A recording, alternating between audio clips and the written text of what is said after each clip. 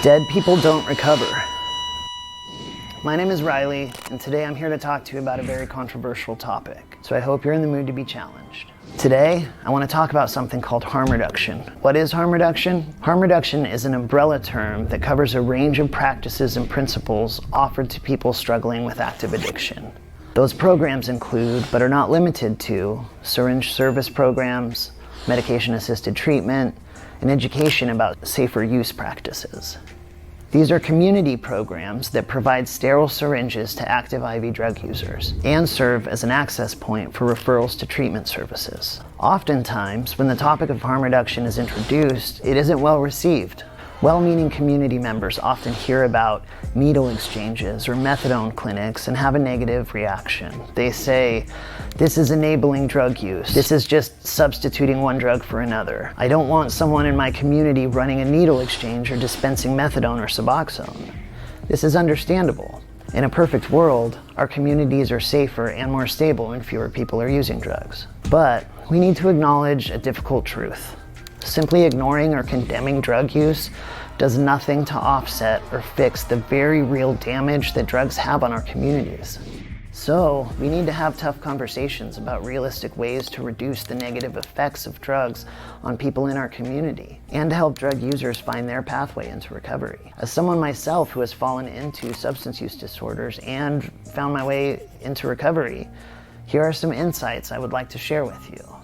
Harm reduction programs do not encourage or enable drug use. What these programs do is keep people alive and provide a beacon of hope and support for people who are struggling with addiction. I can tell you firsthand that one of the greatest challenges a person faces when seeking to recover is a sense of isolation. A fear of punishment or judgment keeps people addicted and alone. These people exist in the dark. They struggle alone, and as they struggle, they use drugs more and more often and in increasingly dangerous ways. Remember, dead people don't recover. This is where harm reduction comes into play. Syringe service providers don't encourage drug use among non-users. What they do is provide clean needles to people who are going to use anyway. Just as importantly, these programs take used needles off the street and also serve as a gateway and connection point to health services and recovery resources when the person decides they are ready to seek help. These locations serve as a first point of contact for getting people off the streets and into recovery. Medication-assisted treatments like methadone or Suboxone are not just substituting one drug for another. These are life-saving medications that address the physical dependency of drugs so that the person has the time and space to seek help, rebuild their world, and discover a life worth surviving for.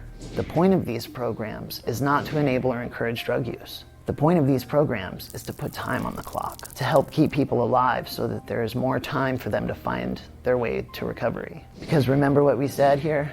Dead people never recover. And so, even though these topics are challenging, we are not here to encourage or enable drug use. We are seeking practical solutions to improve our world, protect our communities, and recover our friends and keep our loved ones alive. If you have any more questions about harm reduction, please reach out.